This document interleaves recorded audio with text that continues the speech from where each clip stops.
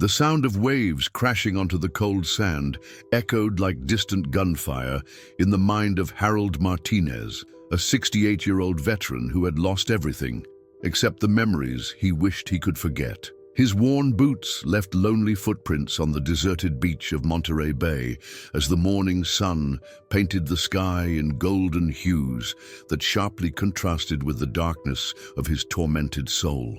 For 3 years, that dawn walk had become his survival ritual, a desperate attempt to find peace amid the chaos his life had become after returning from Afghanistan.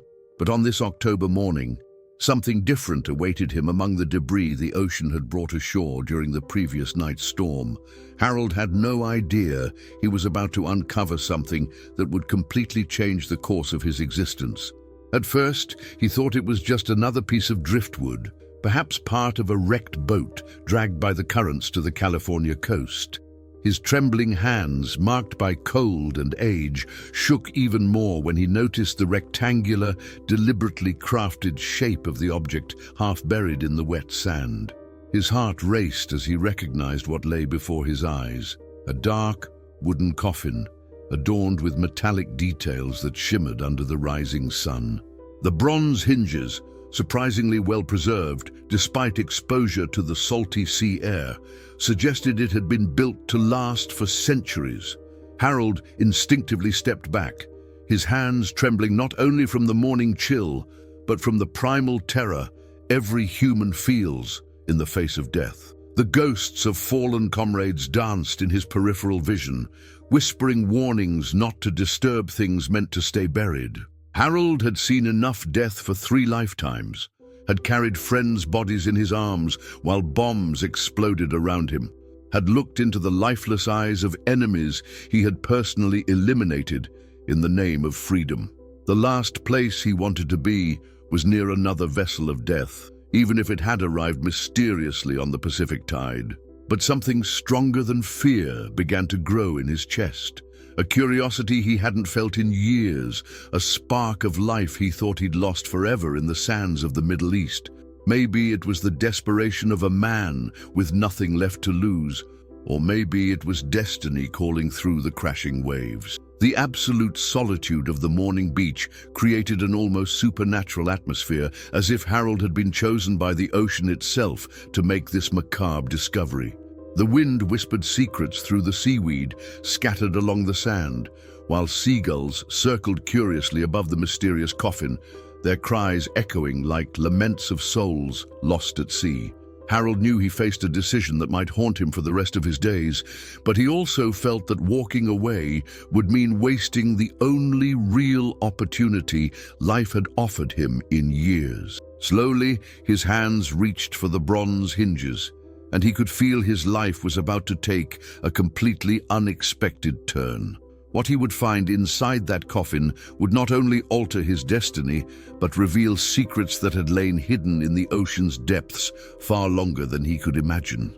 Harold took a deep breath, trying to calm the tremors running through his body as his hands neared the rusted hinges of the mysterious coffin.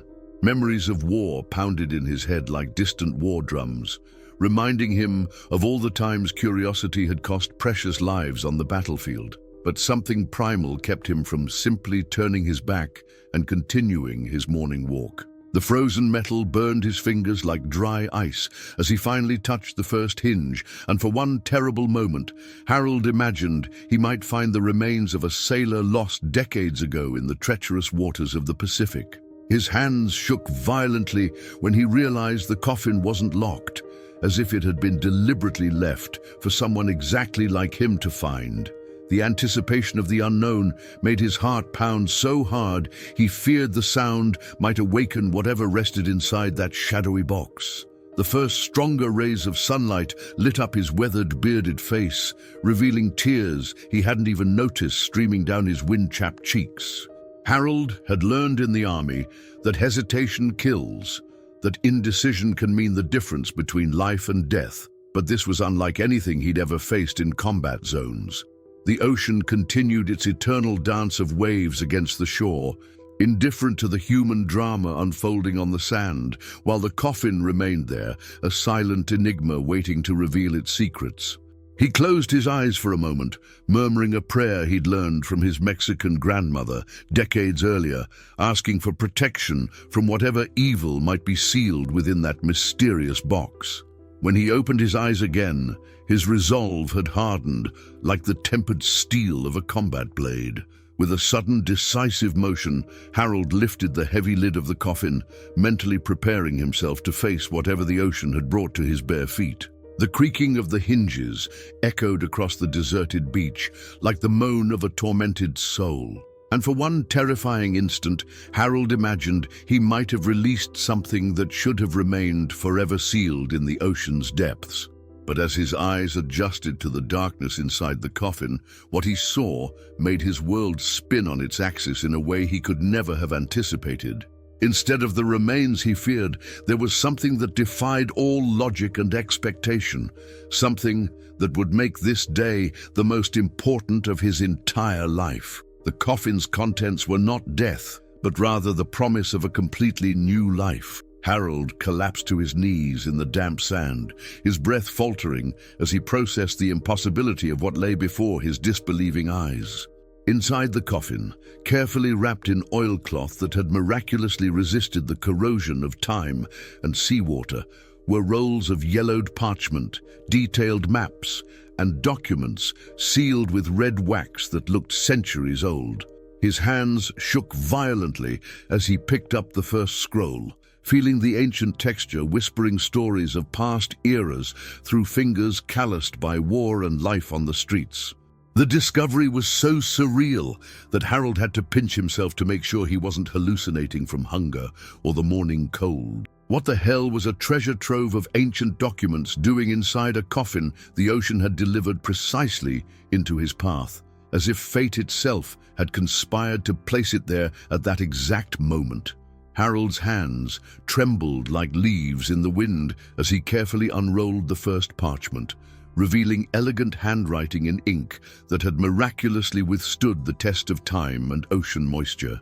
The words were written in archaic English, mixed with some passages in Old Spanish, suggesting that the documents dated back to a time when California was still Mexican territory, long before it became part of the United States. Harold blinked several times, trying to decipher the words that danced before his eyes like mirages in the desert, his mind still struggling to process the impossibility of having found an archaeological treasure on his routine morning walk. The parchment appeared to tell the story of a family of Spanish settlers who had established themselves in the Monterey Bay region in the 19th century, amassing wealth through fur trading and gold mining during the California gold rush. But why on earth would such information be sealed in a coffin and cast into the sea like a desperate message in a bottle?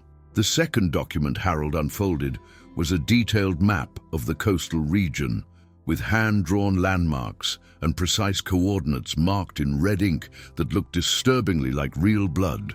His pupils dilated as he recognized some of the still-existing topographical features: Seal Point, the old lighthouse built in 1855, and most disturbingly, the exact location of the beach where he now stood. A red line snaked across the map like a scar, connecting various points marked with mysterious symbols that seemed to indicate specific locations scattered throughout modern-day Monterey. A chill ran down Harold's spine as he realized the map wasn't just a historical record, but a deliberately crafted guide meant to lead someone to a specific destination. The final marked point on the map was located near a place he recognized: the city's public library, where he sometimes sought shelter during storms. The third and most intriguing document was a letter sealed with red wax, adorned with an emblem of an eagle holding a serpent, the symbol of Old Mexico. Harold hesitated for several minutes before breaking the seal, feeling as though he were violating something sacred, like an amateur archaeologist disturbing tombs that should remain untouched. When he finally opened the letter, he found words written in a mix of English and Spanish that told a tale of betrayal, lost love, and a hidden treasure sealed away to protect a family from political persecution during California's turbulent transition from Mexican to American control. The letter was signed by someone named Esperanza Martinez, and it ended with specific instructions on how to find what she called the sacred family inheritance, using the coordinates marked on the map. Harold felt his blood run cold when he read the last name Martinez, the same name he bore passed down from his Mexican grandmother who had died when he was just a child. The realization that there might be a connection between his own name and these ancient documents hit Harold like a punch to the gut, making him question everything he thought he knew about his own family history. His grandmother had died when he was only 8 years old, taking with her most of the stories about their Mexican roots, and Harold had spent his entire life feeling disconnected from his cultural heritage. Now, sitting in the cold sand with centuries-old documents spread around him, he wondered if the ocean had conspired to return to him pieces of a past he never even knew he'd lost. The sea breeze whispered through the parchments like ancestral voices calling him to a journey he never imagined he would take, a quest that might finally give meaning to the years of emptiness and despair that had consumed his life since returning from war. Harold looked out to the horizon, where the sun now shone in full strength, feeling for the first time in years that maybe his life still had a purpose greater than merely surviving another cold day in a city indifferent to forgotten veterans. Harold tucked the precious documents inside his faded military jacket, feeling their weight against his chest, as if they were pieces of his own heart returned to him by the ocean after decades lost in the depths of oblivion. The walk to the Monterey Public Library had never felt so long, each step heavy with the anticipation of discoveries that could completely rewrite the narrative of his life, transforming him from a forgotten, homeless veteran into someone with a real story, with roots that ran deep in Californian soil. His hands no longer trembled from the cold, but from an excitement he hadn't felt since the days before the war, when he still believed the future might hold wonderful surprises instead of only devastating losses and bitter disappointments. The morning sun warmed his back as he made his way toward the city, carrying not just ancient documents, but a renewed hope that his life could still hold meaning and purpose beyond the daily struggle to survive. The librarian, a middle-aged woman with glasses hanging from a golden chain, raised an eyebrow as Harold approached the reference desk, disheveled, with the smell of sea salt clinging to his worn clothes. But when he explained that he was researching family history and carefully showed the corners of the ancient documents, her expression shifted from suspicion to genuine fascination, especially as she recognized the age and quality of the parchments he carried. Within minutes, Harold found himself seated at a quiet table in the historical research section, surrounded by books on the history of Monterey Bay, genealogical records, and old maps of the region that would help him decipher the mysteries the ocean had laid in his hands. The transformation from vagrant to researcher happened so naturally that Harold wondered if this had always been his true calling, temporarily interrupted by the horrors of war and the hardships of civilian life. The hours dissolved like sugar in the rain as Harold delved deep into the historical archives, uncovering a complex web of connections that linked the documents he had found to California's turbulent 19th century history. Library records revealed that the Martinez family had once been one of the most prominent Mexican families in the region, owning vast tracts of land stretching from the coast to the inland mountains, amassing wealth through cattle ranching and gold mines discovered on their property during the 1849 gold rush. Esperanza Martinez, the woman who had signed the letter found in the coffin, was described in the records as a powerful matriarch who had fought desperately to protect her family's lands when the U.S. government began questioning the legitimacy of Mexican land titles after the annexation of California. Harold felt a lump form in his throat as he read how many Mexican families had lost everything during that transition, their fortunes confiscated or stolen by American speculators who took advantage of the legal chaos to seize lands that had belonged to those families for generations. The mystery deepened when Harold found a newspaper article from 1871 reporting the sudden and unexplained disappearance of Esperanza Martinez and much of the family's wealth, including a legendary collection of gold bars and jewels supposedly hidden somewhere on the family's property before she vanished without a trace. Newspapers of the time speculated that she had fled to Mexico with the treasure to prevent it from being seized by the American government, but no concrete evidence of her whereabouts or the lost fortune was ever found. Harold compared the dates on the documents he had discovered with the historical records and realized that Esperanza's letter had been written only weeks before her disappearance, suggesting she had deliberately hidden the instructions to the family treasure in a place where only someone of her bloodline could find them. The precision with which the coffin had reached him began to feel less like coincidence and more like the fulfillment of a destiny set in motion over 150 years ago. The genealogical research Harold conducted at the library revealed fragments of a truth that shook his already unstable world to its core, connecting dots he never knew existed between his own family history and the mysterious documents from the coffin. Immigration and birth records showed a direct line of descent linking Esperanza Martinez to a woman named Maria Elena Martinez, who had emigrated to Texas in the early 20th century, married a man named Roberto Martinez, and given birth to a daughter named Esperanza Elena Martinez, the exact name of Harold's own grandmother. Harold felt the blood drain from his face as he realized that the fragments of stories his grandmother had once told about lost lands in California and buried family treasures weren't just Mexican folklore, but real memories of a heritage that had been hidden for generations, waiting for the right moment to be reclaimed. The coordinates on the old map weren't merely directions to some generic treasure. They were instructions left by his great-great-grandmother to guide her descendants back to the wealth that had been protected from American speculators more than a century ago. The weight of this revelation nearly knocked Harold out of his chair in the silent library, making him question everything he thought he knew about his identity and the purpose of his seemingly aimless life. For years, he had felt like a stranger in his own country, a Mexican-American veteran who didn't fully belong to either culture, lost between two worlds that seemed to reject him equally.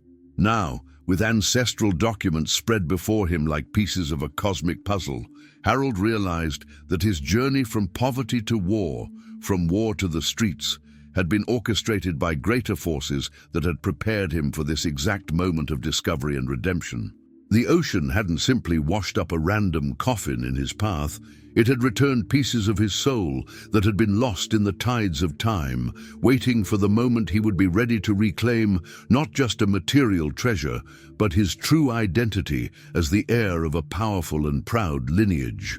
Harold left the library with a burning determination coursing through his veins, following the ancient coordinates that would lead him to the place where generations of his family had hidden their legacy from the greedy hands of American conquerors. The map led him to an abandoned property on the outskirts of Monterey, a ruined farm long forgotten by time and overgrown with wild vegetation, where centuries-old stone structures stood like silent ghosts of a more prosperous era. His hands trembled as he recognized the landmarks described on the map: a dry stone well, an old adobe house with crumbling walls, and most importantly, a wooden barn that still stood despite decades of neglect and weather. Harold dug frantically at the exact location marked by the coordinates, his nails cracking against the hard earth as he clawed deeper, driven by the certainty that he was about to uncover the treasure his great-great-grandmother had guarded so carefully. But when his fingers finally touched something solid buried in the dark soil, what he unearthed wasn't gold or jewels. It was a small metal box containing more documents and a faded photograph that made his blood run cold. The photograph showed a young, elegant woman holding a baby in her arms, and on the back, written in the same elegant script as the coffin documents, were the words that changed everything. "To my dear great-grandson Harold, who will find this When the tide of fate finally brings our story home, Esperanza Martinez, written in 1952, Harold dropped the photograph with trembling hands as he registered the impossible date. Esperanza was supposed to have disappeared in 1871, yet here was a message written specifically for him in 1952, the year of his birth. The terrifying truth began to take shape in his mind, like a storm forming on the horizon. The documents in the coffin, the perfect timing of their discovery, even his own life of suffering and solitude, had all been orchestrated by a woman who had used supernatural means to guide her family's destiny across generations. Esperanza Martinez hadn't merely hidden a treasure. She had created an elaborate test that would span centuries, waiting for the moment when a worthy descendant would rise from the depths of despair to claim not just material wealth, but an ancestral power that defied the natural laws of time and space. Harold looked around the abandoned property with completely new eyes, realizing that every stone, every twisted tree, and every dancing shadow carried the weight of ancestral secrets that had been waiting for him his entire tortured life. The metal box revealed even more impossible surprises, letters dated from different decades of the 20th century, all written in the same hand, Esperanza's. They documented events from Harold's life that she couldn't possibly have known unless she possessed abilities that transcended the mortal limitations of linear time. A letter from 1968 mentioned his departure to Vietnam. Another from 1975 described his decoration for bravery, and a third from 2010 spoke of his struggle with addiction and the loss of his home, all written decades before these events occurred, as if his great-great-grandmother had watched his entire life unfold through some kind of supernatural vision. The final document in the box was a formal will naming Harold as the sole heir not only to the hidden material wealth, but also to something far more valuable and dangerous, the ancestral knowledge that had allowed Esperanza to transcend physical death and protect her family through the centuries. The final instructions directed Harold to an underground chamber dug beneath the abandoned barn, where he would find both the promised treasure and the ritual instruments that would allow him to communicate directly with his great-great-grandmother and assume his role as guardian of the Martinez lineage. Harold felt a mix of terror and excitement coursing through his veins as he realized that his discovery wasn't just about recovering a lost fortune, but about accepting a supernatural destiny that would fundamentally change his human nature and grant him power over forces most people didn't even suspect existed. Harold descended the moss-covered stone stairs leading to the underground chamber, his improvised lantern made from his phone, lighting up ancestral symbols carved into the walls, pulsing with a strange energy, as if they were alive and responding to his presence. The air was thick and charged with a supernatural electricity that made the hairs on his arms stand on end as he walked down a corridor clearly built by human hands, but preserved by forces that defied the natural laws of decay. At the end of the tunnel, a massive wooden door adorned with the same eagle and serpent symbol creaked open, echoing across the centuries, revealing a circular chamber lit by candles that had remained burning for decades without ever fully consuming. In the center of the room, wooden and metal chests were stacked like offerings on an altar, containing gold coins, silver bars, jewel-encrusted artifacts, and property deeds that made Harold the legal owner of thousands of acres of valuable land spread across California. But the true revelation awaited Harold when he approached the central altar, where an ancient obsidian mirror reflected not his own face, but the face of a majestic woman with eyes that glowed with ancestral wisdom and a smile that pierced the barriers of time. Esperanza Martinez appeared in the mirror as if alive, her lips forming words that Harold didn't hear with his ears, but directly in his soul. She explained that she had used mystical knowledge learned from native shamans to become an eternal guardian of her family's lineage. She had orchestrated every event in his life, including his time in the war, his descent into poverty, and even his morning walk on the beach, all to prepare him for this moment of spiritual transformation in which he would take up the mantle of supernatural protector of the Martinez family.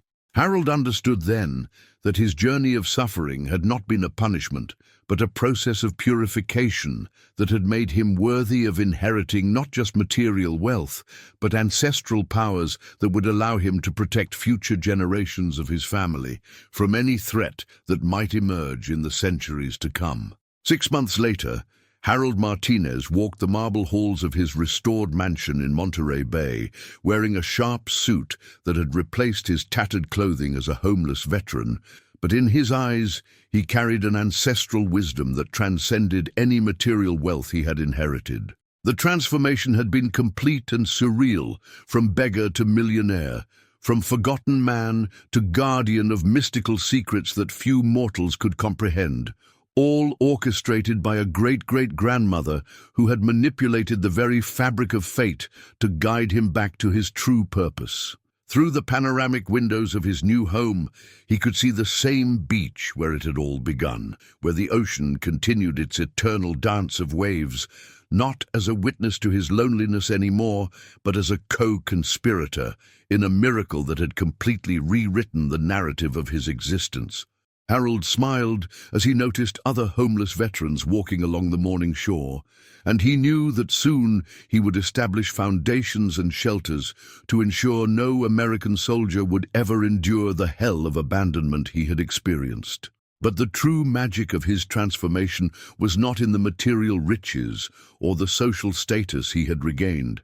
It was in the spiritual connection he now maintained with generations of Martinez ancestors, who whispered advice through the night winds and appeared in his dreams to guide him in important decisions.